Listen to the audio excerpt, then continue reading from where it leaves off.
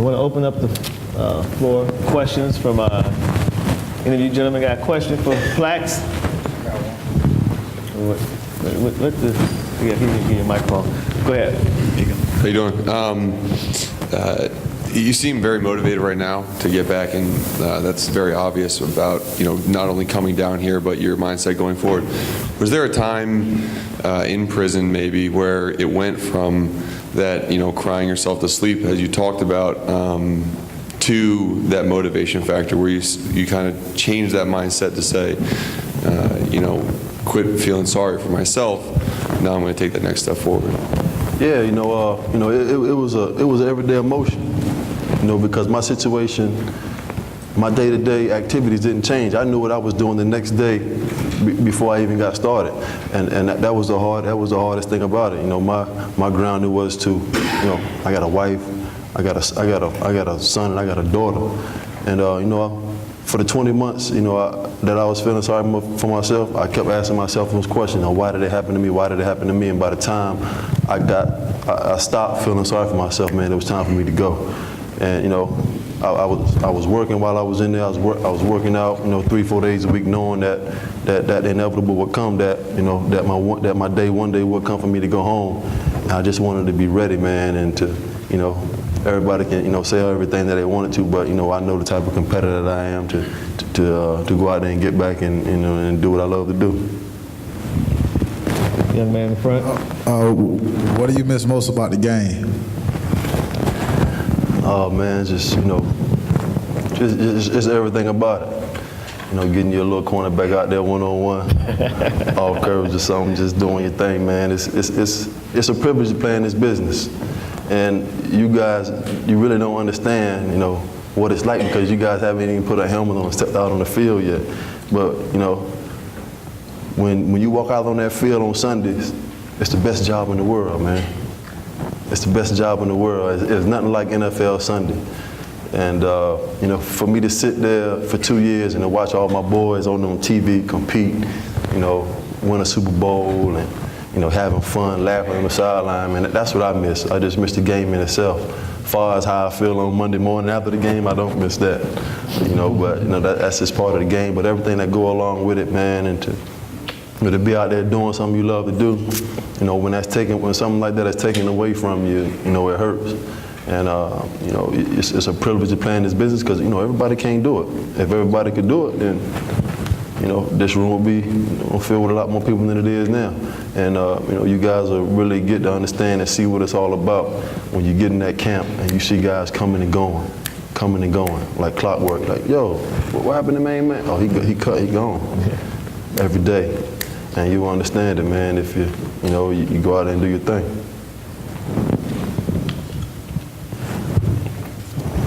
Gentleman right here. Don't forget now, you get points for your team for asking questions too, so don't forget that now. Seeing that, you reached a lot of peaks in your life as far as succeeding as a professional, was there anybody within the prison who influenced you, as far as within the jail? If so, what message should they give you? Yeah, I would say so. I ran into one of the inmates that was there on the unit with me. Big dude, man. He was about 6'7", 6'8". His back was about this wide. We just call him tow truck, right? The man, his arm was like big as my leg, man. No joke. And my man was in there serving an 80 to life. And when somebody tell you that, you like, you doing a what? He's serving an 80 to life. Wow. And you can't even put that in your mind. And I was in there, you seeing dudes coming in 20, 21, 22. They come in there, I'm this, I'm that. I do this in the street, I do that. And my man, all the young guys out there was barking, talking crazy. Yeah. And my man was like, you know what? He said, all y'all dudes here think y'all gangsters. He said, the real gangsters is home taking care of their families. And, he put it just like that. So if you want to be a gangster, go home and take care of your family. That's real talk. That's real talk. Young man in the back. You speak on taking care of your family, and I know you say you missed out on like 12 million, them 2 years you was locked up. Do you feel like you wish they kind of did better financially planning to have your family in a more better situation while you're locked away, or do you feel like you planned well? Yeah, you know, I was in a good situation because, you know, I played 9 years up to that point. And, you know, I was drafted high enough where I had a situation where I had a little bit of security. And, you know, I didn't do anything crazy to the point to where, you know, my family was in a bad situation when I was in. But, you know, 12 million is 12 million. I mean, any way you look at it. I mean, half of the people in here won't make 12 million. I mean, let's just be real. And, you know, I took that away from me. And, you know, I learned something more precious, you know, being away is, you know, becoming a better man, becoming a better person, and, you know, to be a better husband and father. But at the end of the day, it's money that I never recover as far as playing football. Hello? One more. We got one more question? Hello? Yeah, man. Always one. Man, you lost 12 million. Man, you just don't come out of it every day, man.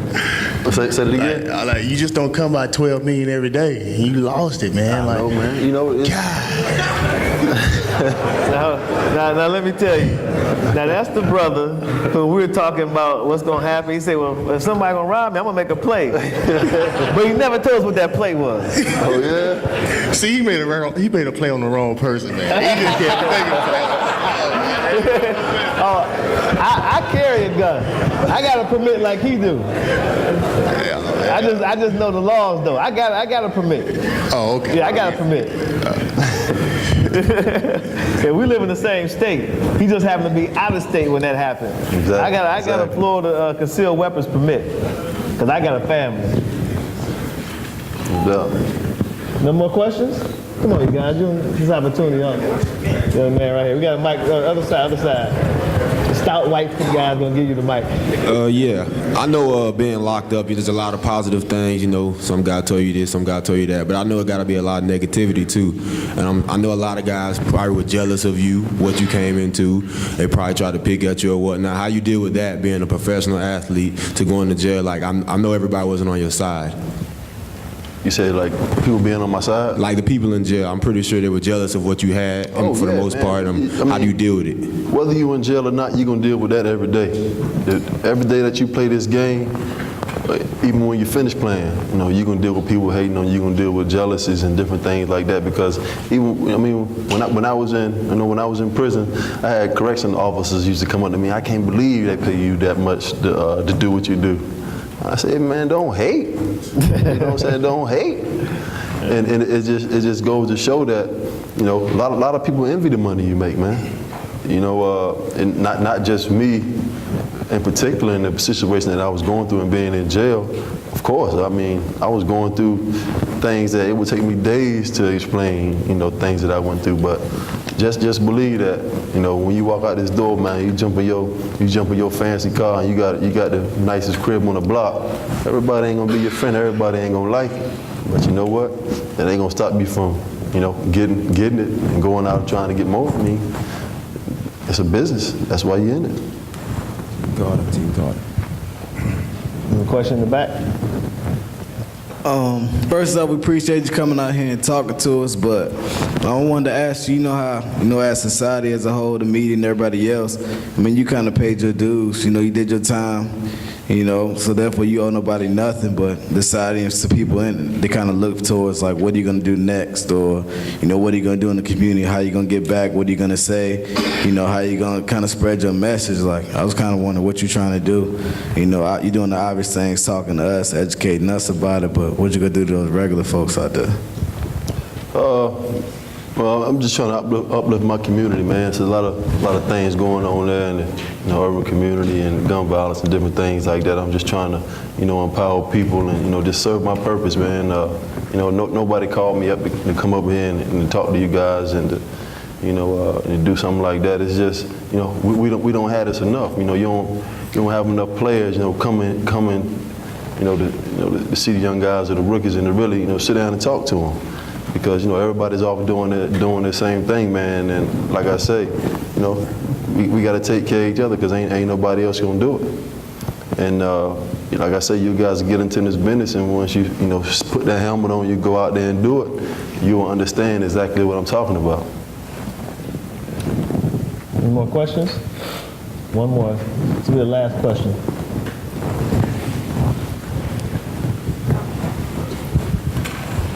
Hey, did anybody ever test you in there? No, man. No, man. No homo. No homo. I'm talking about like you was the man.